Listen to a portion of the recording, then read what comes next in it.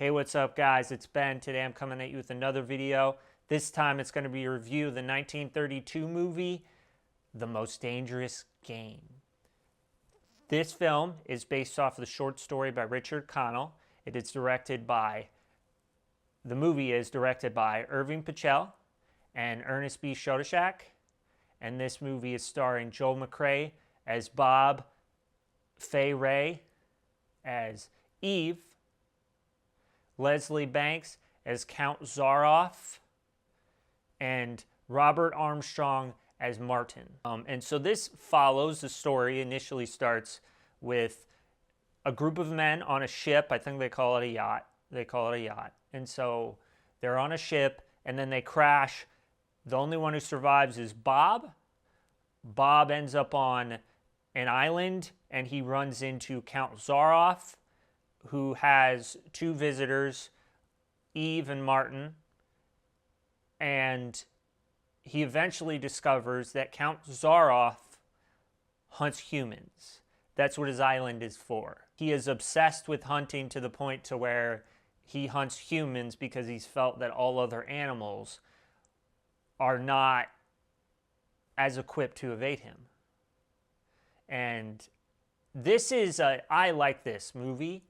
I thought it was a great take on the short story. I think I had read the short story in high school, and it was a good one. And then this movie also, I think it encapsulates what the short story was trying to do.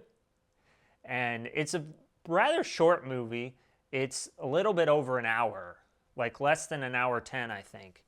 But it was very effective in what it did. It was very simple and straightforward, and that's one thing I liked about the writing, is it didn't really overcomplicate things too much. It was just kind of simple, straightforward, to the point, keep it moving, right?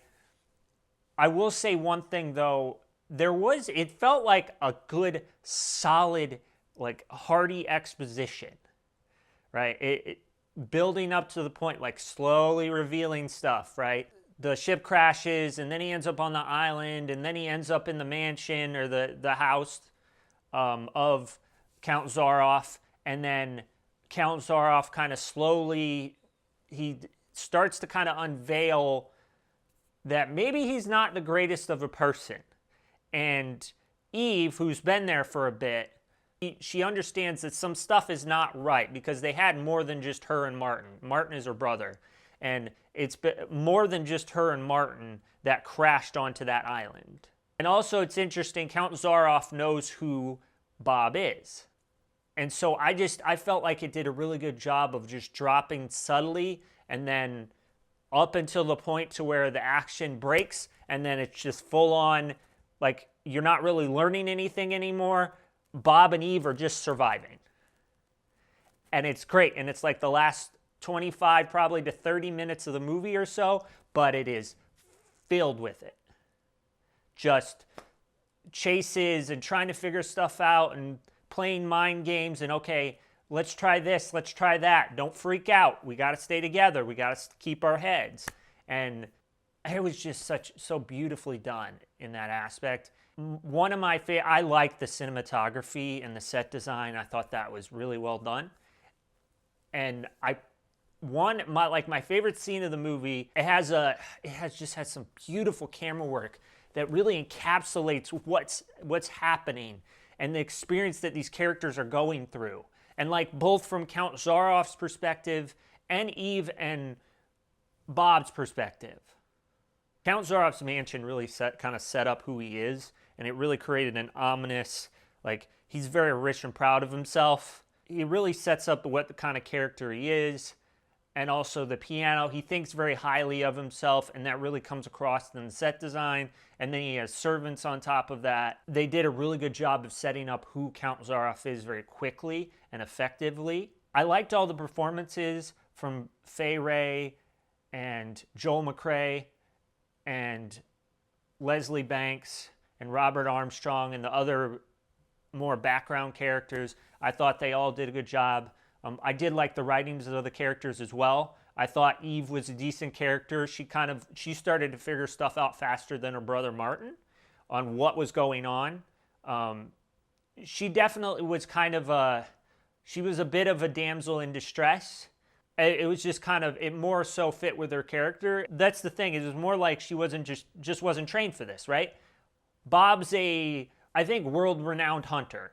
I don't know how much world-renowned, but it was enough to where Count Zaroff knew him, right? And Count Zaroff's on this island, and so he's kind of a successful hunter. He's a successful man, and he's used to this kind of situation, surviving on his own, dealing with tougher situations, and evading animals, and getting out of danger, and stuff like that. And Eve, they don't really go into who she is as a person much, but she's just not, you can tell, right? By what she's wearing, which I'm assuming that was at the hand of Count Zaroff, but still, and kind of how she acts. I don't think it's in an insulting way. It just kind of, she's there, and Bob's trying to save her, and she actually does her best, and she keeps up fairly well, and she really doesn't drag him down, and she does her best, and I thought they did a good job with that character. And then Count Zaroff was very menacing and had a good background, and it made him a strong, believable character, even though he's a terrible person. And there was a decent score. I thought it did, at certain points, it really heightened the suspense. I thought they did a good job with that. They did a really good job with this movie. I really, really liked it. I absolutely would recommend this movie for, like, anyone. Well, I guess it is very action-based, and it's intense. And so I guess that could be a deterrent, but I think that this movie is like a really good enough movie that even people who aren't necessarily into those kind of things might still be able to appreciate it. Because there is great set design and camera work, and character development and conversations, and I just found it to be a very interesting, well-done movie. Anyways, that's going to be it for this video, guys. Please like, comment what you thought of this video, comment what you thought of this movie, and subscribe. I'll see y'all later.